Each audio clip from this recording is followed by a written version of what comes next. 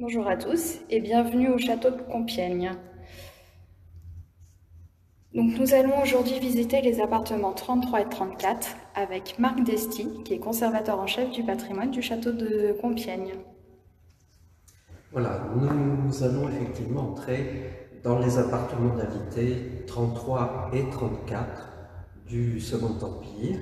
qui se trouvent au deuxième étage.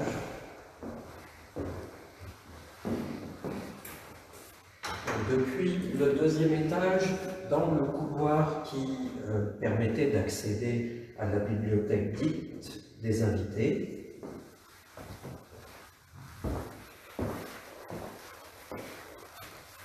Donc ces appartements ont été réorganisés sous Napoléon III dans les années 1856 et 57, puisqu'il y avait déjà en fait des appartements pour les membres de la cour à l'époque de Napoléon Ier, mais donc il y a eu une campagne de travaux pour les mettre au goût du jour. Donc tous les appartements s'organisent de la même manière au château de Compiègne. Depuis un couloir d'accès, on pénètre dans l'appartement par une antichambre plus ou moins grande qui est toujours peinte de la manière suivante. Donc vous avez le bas lambris et ensuite la partie de mur qui est ornée d'une couleur bleu ciel simplement soulignée d'un petit liseré. Cette antichambre distribue différents espaces. On a l'espace de toilette à l'anglaise et ensuite bien sûr l'accès principalement à la chambre de l'invité, mais également l'accès à la chambre du domestique, puisque chaque invité qui séjournait à l'automne ici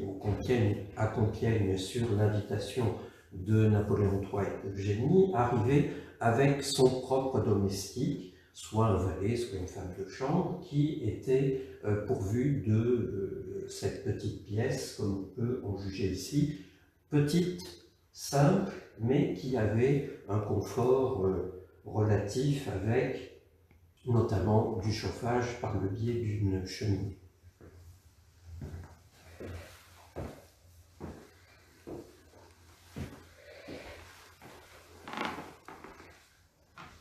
Et puis bien entendu la chambre de l'invité lui-même, qui est l'espace principal de ces appartements, du moins pour la plupart d'entre eux. Donc les chambres telles qu'elles ont été réaménagées sous Napoléon III ont été légèrement agrandies en supprimant les alcôves qui existaient auparavant sous le Premier Empire, et elles ont été bien sûr entièrement redécorées. Donc le mobilier a lui perduré en grande partie, puisque pour l'essentiel les sièges, que ce soit les chaises ou les fauteuils, mais également les secrétaires et les commodes, eh bien, sont des éléments de mobilier du Premier Empire qui sont restés en place, avec simplement donc une mise au goût du jour en ce qui concerne les sièges qui sont au Second Empire rénovés quant à leur garniture, avec la pose sur ceci d'un nouveau textile qui est une percale glacée à motif donc d'impression de fleurs. Mais le seul changement que l'on amène dans le mobilier, ce sont les lits qui étaient plus simples au Premier Empire. C'était des lits de bois peint qui étaient un peu dans le style des chaises que l'on a pu voir, qui sont remplacés par des lits d'acajou. Et puis surtout, ce qui est particulier à cette période, eh bien, c'est l'introduction, en dehors de ces lits d'acajou, une introduction systématique d'un genre particulier de siège, qui est le fauteuil qu'on appelle confortable, puisque ce fauteuil confortable est dénommé ainsi à cause de la présence de capitons qui rendent évidemment ce genre de siège plus accueillant, plus chaleureux. Voilà, donc tous les textiles de ces appartements sont des restitutions qui ont été faites à l'identique, puisque malheureusement tout ce qui est papier peint, textile, moquette avait disparu depuis la chute du Second Empire et ont été refaits à partir, bien sûr, d'échantillons d'époque qui ont respecté, lorsqu'on les a restitués, à la fois la matière, mais également le coloris. Alors, coloris à la fois des percales qui recouvrent les sièges, mais aussi du papier peint, qui ont été choisis, validés par l'impératrice Eugénie elle-même, et qui, dans cette partie d'appartements qui se trouve au deuxième étage de l'aile droite de la cour d'honneur, eh bien, sont des coloris relativement clairs en ce qui concerne le fond du textile ou du papier peint, qui est fait de bouquets de fleurs sur un fond vert d'eau, comme on le détermine à l'époque. Voilà. Et puis, accompagnant la chambre de l'invité, on a la garde-robe ou cabinet de toilette, puisque, bien entendu, ces appartements ne possèdent pas de salle de bain. Les salles de bain sont réservées aux appartements impériaux, il y a la salle de l'empereur, de l'impératrice, etc. Mais ce type d'appartement en est évidemment dépourvu à cette époque-là. Et donc, vous avez dans le cabinet toilette garde-robe ce qui est nécessaire à cet exercice hygiénique, avec la présence de tables de toilette, de tables de nuit que l'on range encore comme au XVIIIe siècle dans la garde-robe lorsqu'elle ne sert pas, de bidets,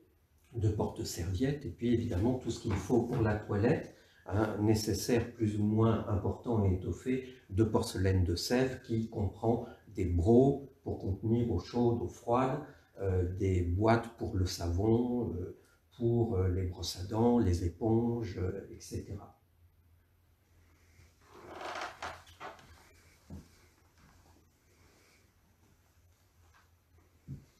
Alors pour la question évidemment du chauffage, il n'y avait guère que les cheminées qui se trouvaient dans ces appartements, un cheminée qui était évidemment approvisionné en bois par le palais, et donc les valets et les domestiques du palais pourvoyaient tout simplement à la livraison de bois autant que nécessaire pour le confort des invités.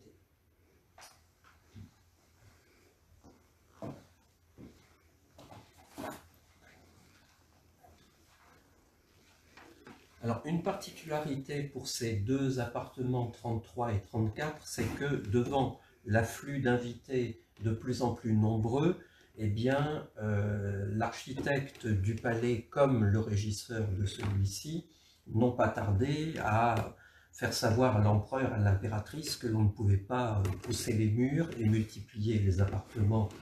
autant qu'on le souhaitait, et que donc, si l'on tenait à multiplier ces appartements, il fallait sacrifier la présence de salons qui étaient beaucoup plus répandus au départ. Salons dont vous avez un petit exemple ici, et qui est une survivance en quelque sorte, puisque celui-ci, cet appartement 33, est muni d'un salon, mais en fait il est commun à la fois au 33 et au 34, qui se trouvent être deux appartements mitoyens. Donc petit salon, avec évidemment un certain nombre de sièges, guéridons, petits bureaux ou tables à écrire, et évidemment ici aussi donc le même papier peint, la même percale imprimée, présence d'une cheminée, de bougeoirs, de lampes carcel pour l'éclairage, et ici ces appartements 33 et 34 étaient des appartements particulièrement appréciés de personnes de la cour pour leur situation, puisque si l'on entre par le couloir qui donne sur la cour d'honneur, eh bien, comme on peut le voir, les fenêtres, elles, donnent sur le parc et au-delà du parc sur la forêt, donc des appartements assez recherchés, assez cotés, qui, du reste, étaient la plupart du temps attribués à des personnes de la cour, puisque régulièrement ces appartements, depuis déjà d'ailleurs le Premier Empire, ont été attribués à certaines des dames du palais.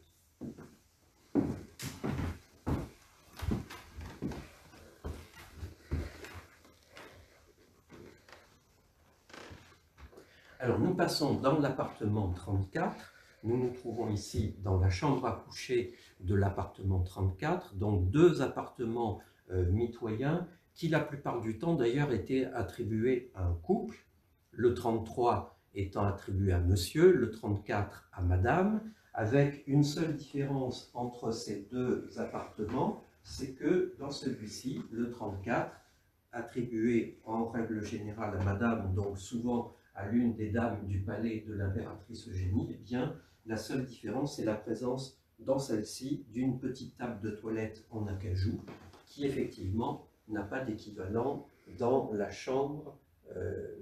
qui était celle de monsieur. Voilà, sans quoi le mobilier est le même. On retrouve les mêmes secrétaires, commodes, lits, sièges recouverts de percale. Et évidemment, comme nous sommes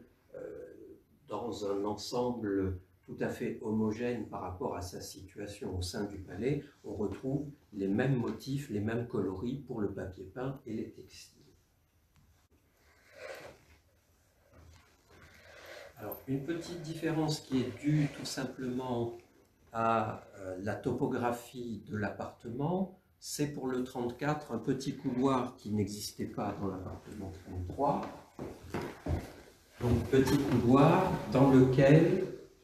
on trouve ici la garde-robe, comme de l'autre côté, dans l'appartement précédent.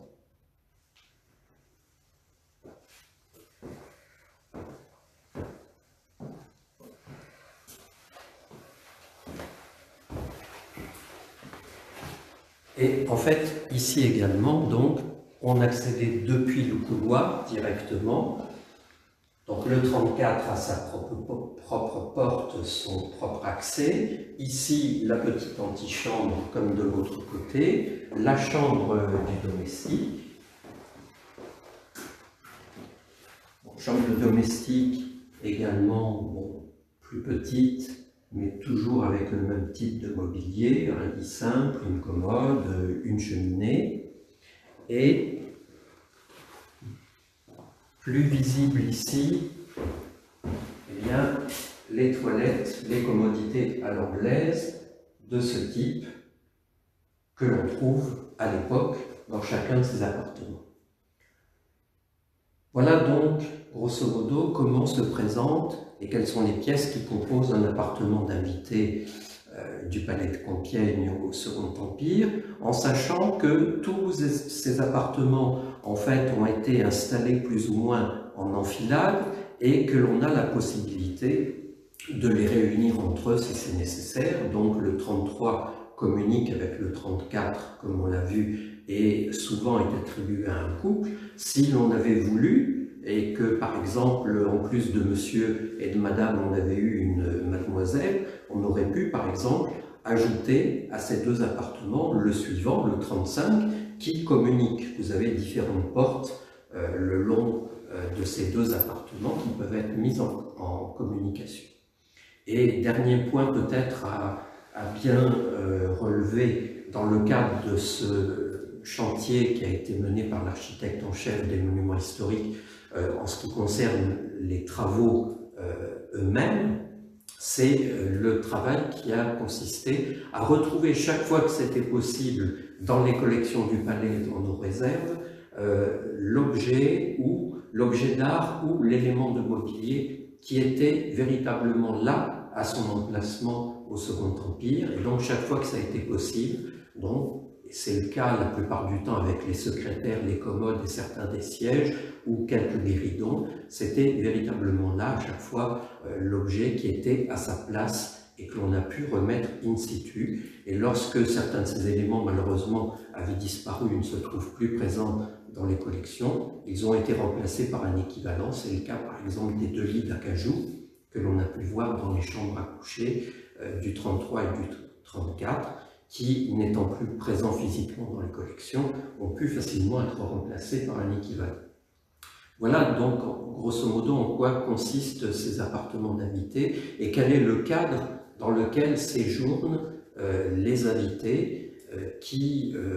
viennent à l'automne, participent à ce que l'on appelle des séries au Second Empire et qui séjournent, grosso modo, pour une petite semaine au palais sur l'invitation donc de Napoléon III et de l'impératrice Eugénie. Merci beaucoup pour cette visite et de l'avoir suivie avec nous. Restez connectés, on vous proposera d'autres visites régulièrement sur ce concept de visite virtuelle. À très bientôt, bonne journée à vous.